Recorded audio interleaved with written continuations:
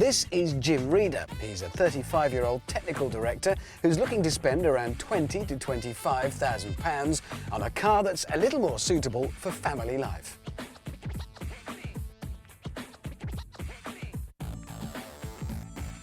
So Jim, at the moment you're currently driving the 9.3 convertible. Have you been pleased with that? Yeah, it's been great. Unfortunately, in this country we don't usually get the weather for that type of car. And what's the reason that you want to change the car now? 2 kids, basically. 2 kids. So it's not the ideal car, is it? It's not that practical, no. I mean, how many sort of miles do you do a year? What's the car anything you're up to about 40,000. So you're looking for something that's comfortable, refined, good cruiser? Absolutely, yeah. And what sort of budget have you got?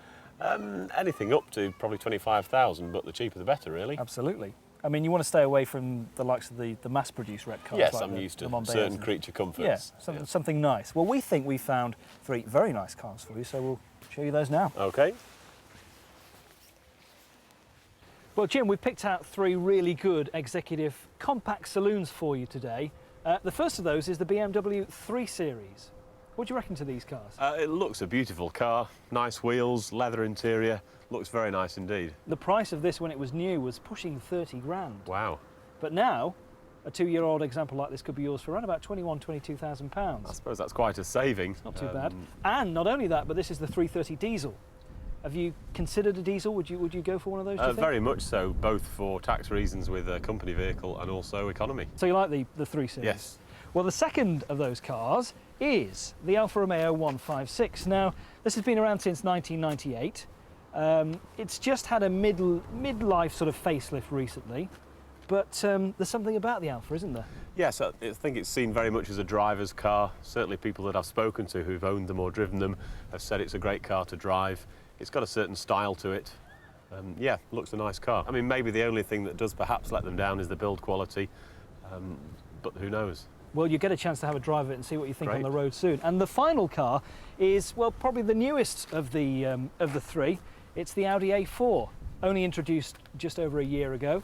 What do you reckon to the A4s? It looks a beautiful car from the outside, and certainly in terms of the styling, it does look the most contemporary. The Alfa Romeo is the cheapest of the 3 cars, perhaps unsurprisingly, at just over £13,000. And this is sort of mid-price. I mean, new this would have been around about £21,000. This is a 1.8 turbo sport. It's not the Quattro, but it's a year old. It's done a fairly high mileage in a year, about 30,000, but now it's dropped down to just over 16 grand. That's quite a good price for a relatively new car. And it's a good saving, isn't it? And with the build quality and that sort of mileage, I wouldn't see that as a problem. Wouldn't be any problem. And of course, this is a petrol, whereas the other 2 are diesels. So it'll be interesting to compare how they drive. Yes, it'll be an interesting comparison. Right, well, let's take this one out first. Okay.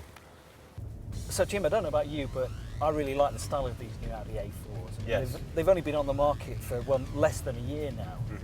What do you reckon of them? I've always liked Audis anyway. Yeah, they seem chunky, solid, nice styling. Now, Audi have stuck with the front-wheel drive philosophy for many years, or the alternative to that is to have the full 4-wheel drive and go from the Quattro.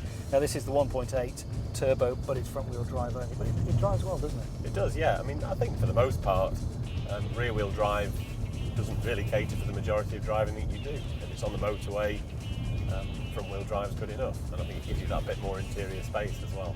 Now, when this car was new, it would have cost somewhere over £21,000, which still seems pretty good value for money for a brand new car. That's quite a lot of car for your money, I would It is, say, isn't it? But now with, it's done a fairly high mileage, is it 28,000, something like that? Yep. £16,300. It's a good buy, certainly. It's a lot of car for the money, and I think with the build quality of Audi, £16,000, you're getting a lot of car for that sort of price. If the Alfa 156 is all about fiery Italian fury, then the Audi A4 is all about quiet, discreet designer chic.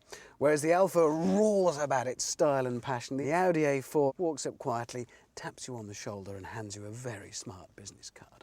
The interior oozes quiet elegance and absolute build quality. Outside, those inclined to such flights of fancy will start waffling on about the architectural elements in the design. And it does look very structured, very smart, very solid from all angles. And this is the new A4, so if anything, it looks sharper than ever. But you're not buying a painting here, you don't want to just look at it, you're going to be using it as a car. For your money, you'll get the 1.8T, that means a 1.8 litre petrol engine with a turbo.